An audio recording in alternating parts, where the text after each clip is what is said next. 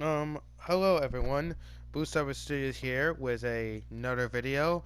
Now, I know you guys are not expecting this sort of video, but today, this video, I'm going to be explaining pretty much most of the changes I'm doing for my adventure level called Game of Death for the new Halloween event that I'm going to be working on eventually for Game of Death.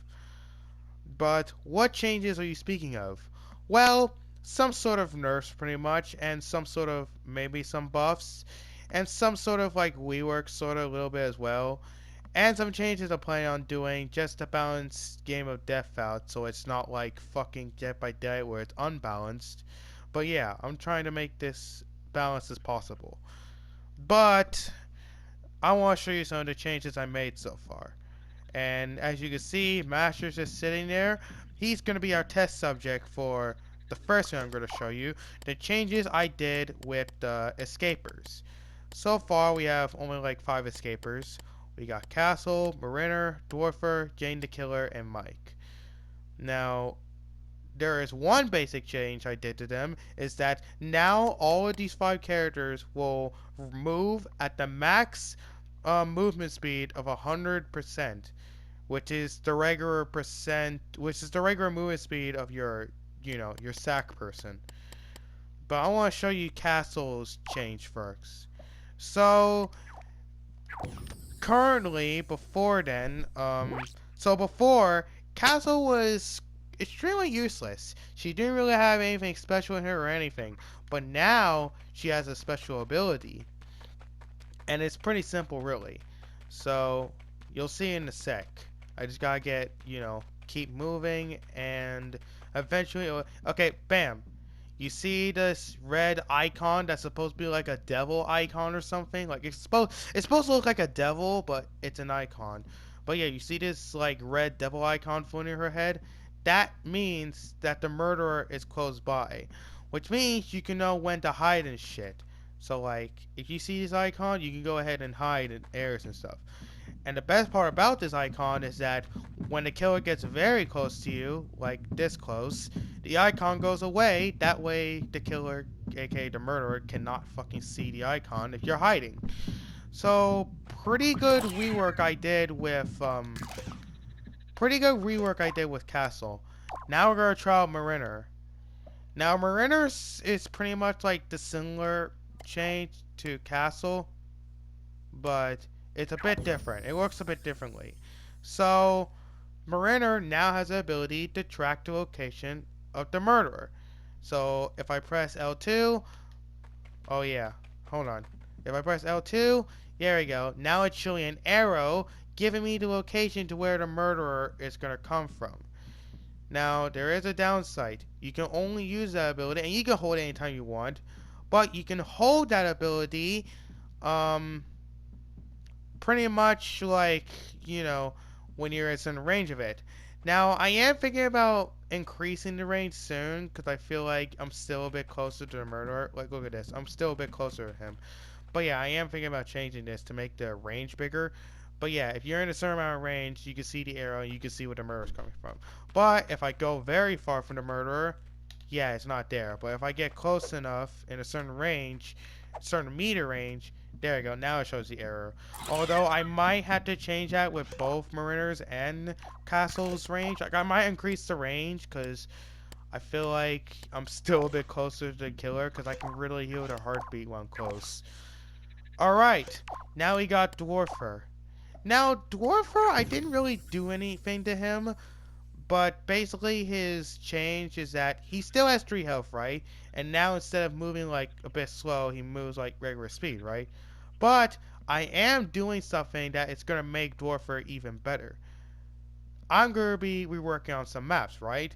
And in some of the rework maps, Dwarfer will actually, Dwarfer is going to have an ability to open doors without even using a key.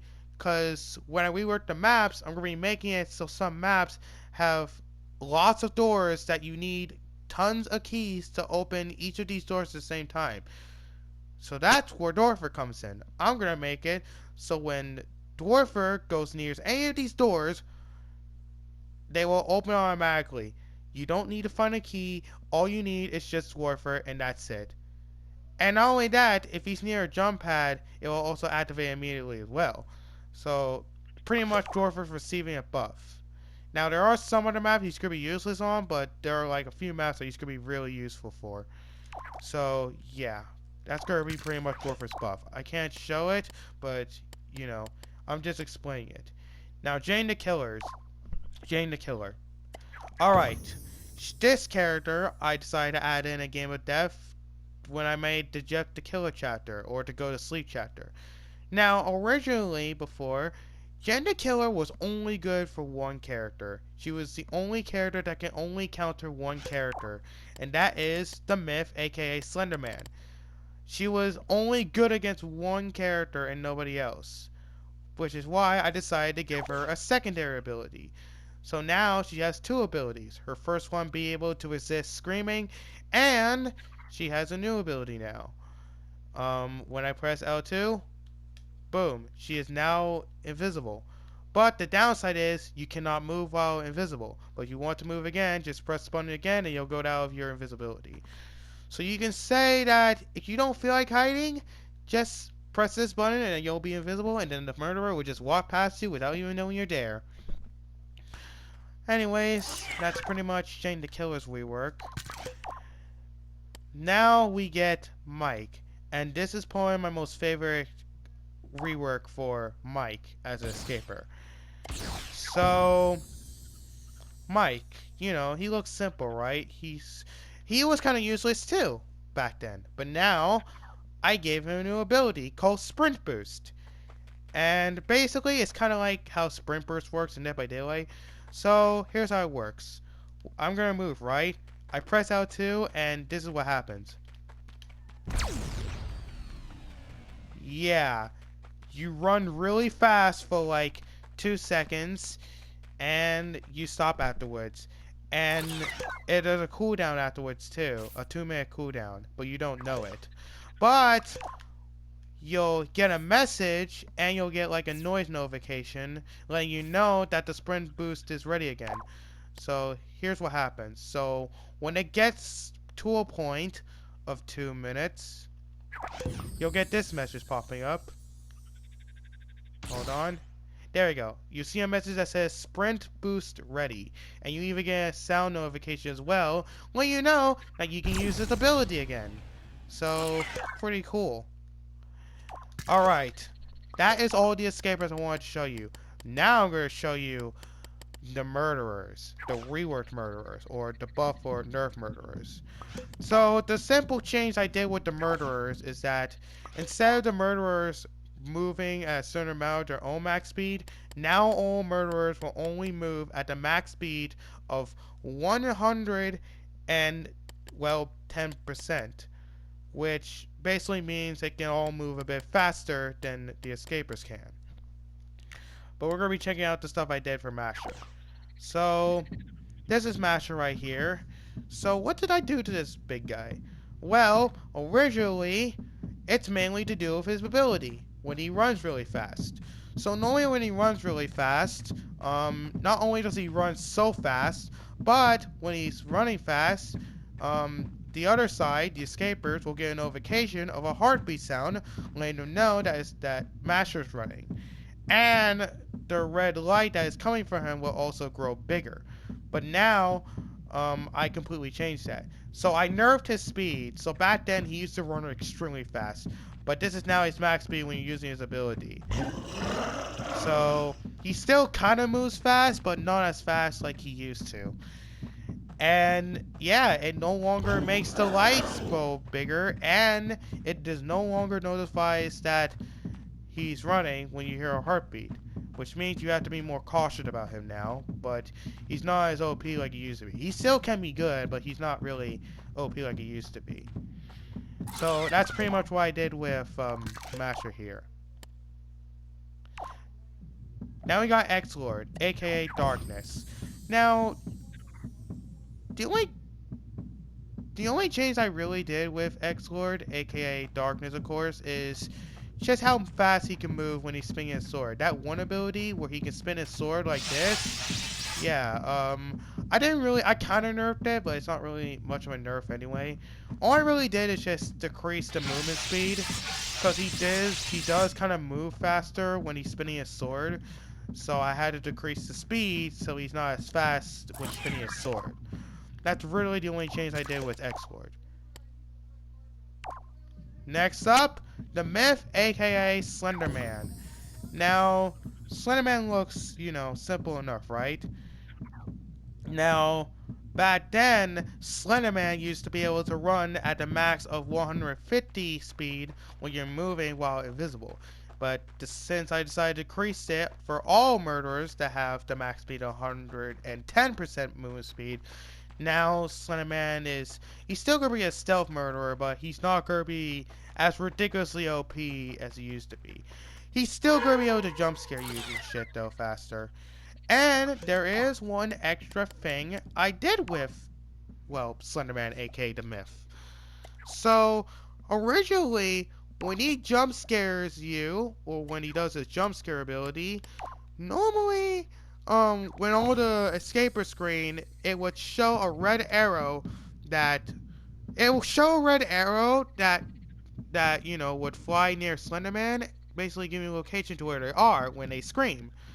But now, because Experiments released, I decided to take Experiments arrows and pretty much paste it in Slenderman's.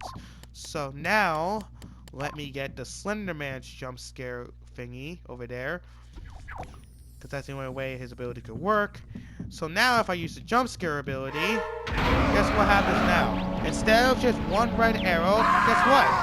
Now, it will show 3 different colored arrows.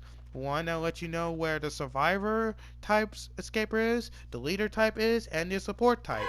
So, yeah. So now, Slenderman doesn't have to worry about freaking only tracking down one person. Now he'll only track 3, since it's a 3v1 anyway. So, pretty good change so far. Now, here he is, the Killer, aka Jet the Killer. So what did I do to Jeff? Well, back then, originally, Jet the Killer was absolutely overpowered and broken, mainly because of his one ability, Rush. When he rushes, he runs faster at a max speed of 120%. Not only that, back then, whenever he attacks a escaper while rushing, not only does his timer resets so he can just, run somewhere else in time, but he moves even faster, making him extremely impressive and devastating. So I completely nerfed that. So now, when he's rushing while attacking the escapers, his movement speed will no longer increase, and the timer will no longer reset when you hit an attack, when you hit a, escaper. So I'll give you an example. So, as you can see, I can still wreck them, but Jeff is not as broken like he normally would be. So, yeah, he is still kind of OP, but he's not as bad as before, because currently right now, he is absolutely devastating. Now we get the current murderer, the Experiment, aka Project S. Yes, the recent murderer that I added in Game of Death has been a bit reworked. I didn't really do much of this guy either. I just made it so it takes longer for his, ability to charge up.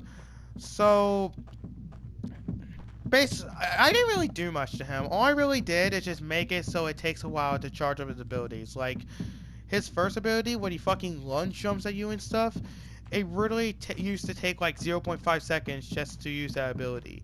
Now you gotta hold it for 2 seconds, I believe, right? I think it's yeah, it's 2 seconds to use that ability now, the one I just did. And I think I increased the second ability's charge time too. Yeah, I charged it too, so I believe it's 4 seconds now to charge the other ability where he runs at you in all 4.